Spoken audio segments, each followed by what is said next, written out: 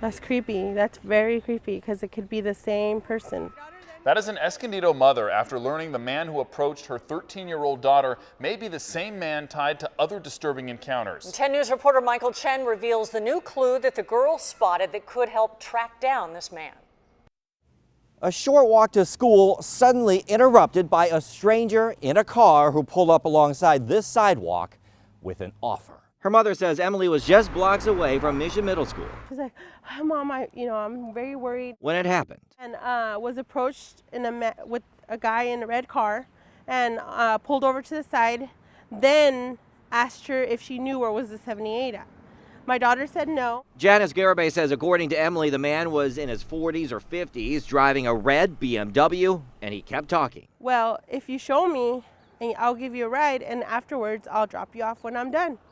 My daughter said no. Garibay says Emily took off. She was running, and then as she stopped there, she turned around and noticed he was still lingering. Garibay says the man followed her for a few more moments. He stopped right here, made a U-turn, and then left that way. Emily called her mom. My heart dropped. Who called police. As for Emily, she handled it really well, actually.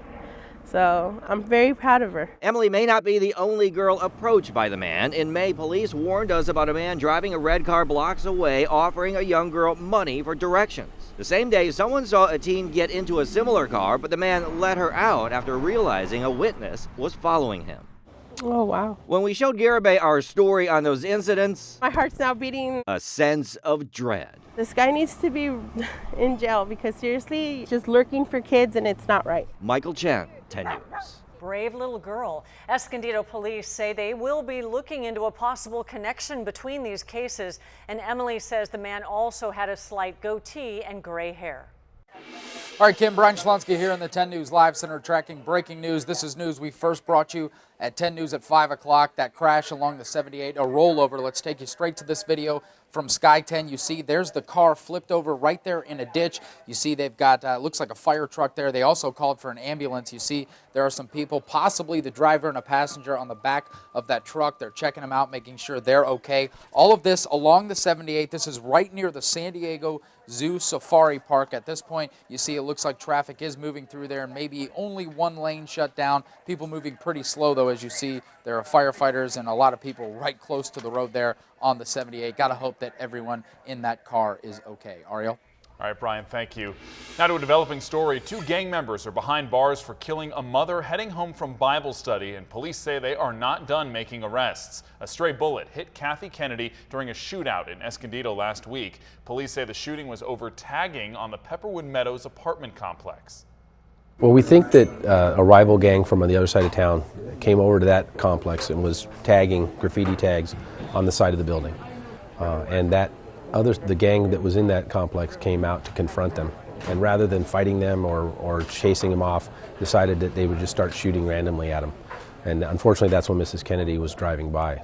Officers arrested a 24-year-old man and 16-year-old boy for her death earlier today, and they expect to arrest more people. Kennedy's funeral service is scheduled for tomorrow. New details on how President Trump's budget proposal will impact San Diego's military community. The budget is already facing some resistance with deep cuts to agencies from the EPA to the State Department. 19 others will be eliminated altogether. 10 News anchor Riel Creighton is live at Liberty Station with why increases in defense spending could spell a major boost for San Diego. Riel? Well, Kim, big DOD dollars flow directly into San Diego. In fact, take a look at this. 1 out of every 5 jobs here is directly tied to defense, which in this budget puts San Diego in the winner's circle.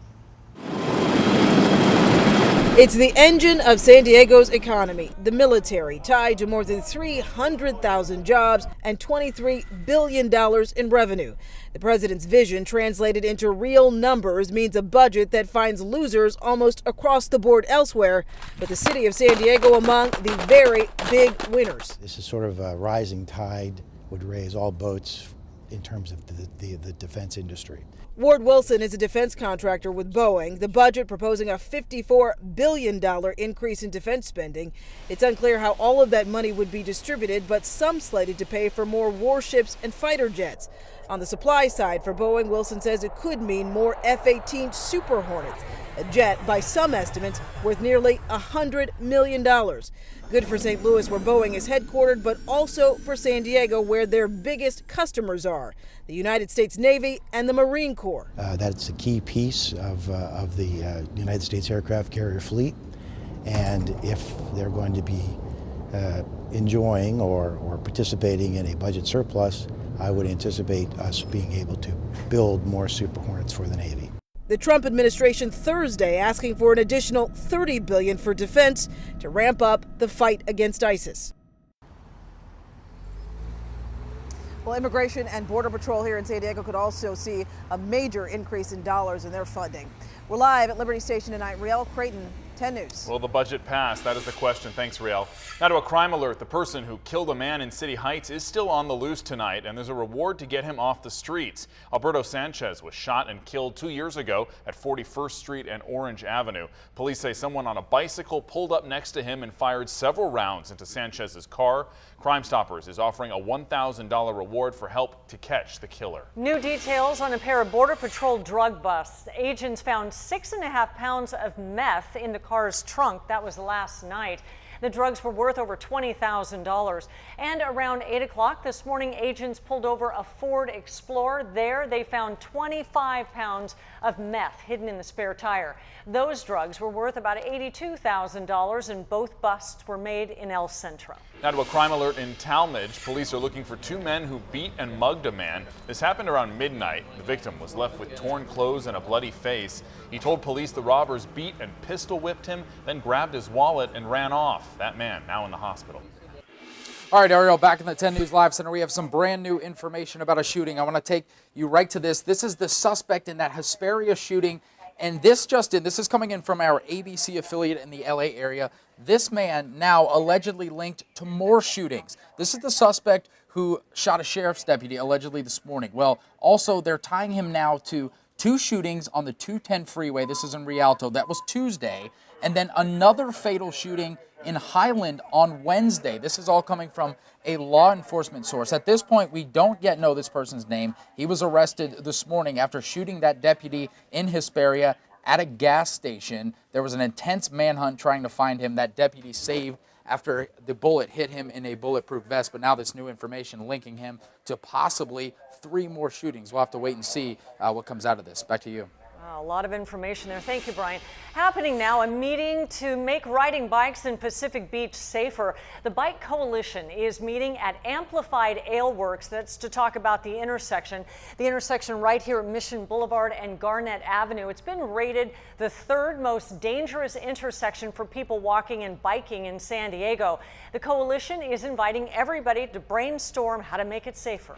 New details on raises and bonuses coming to state workers. You can start looking for your money in May. Governor Jerry Brown signed a package of labor contracts yesterday, but May is the earliest that the money will start showing up. The state's biggest union, SEIU Local 1000, can expect $2,500 checks. Its members will also get a pay raise starting July 1st.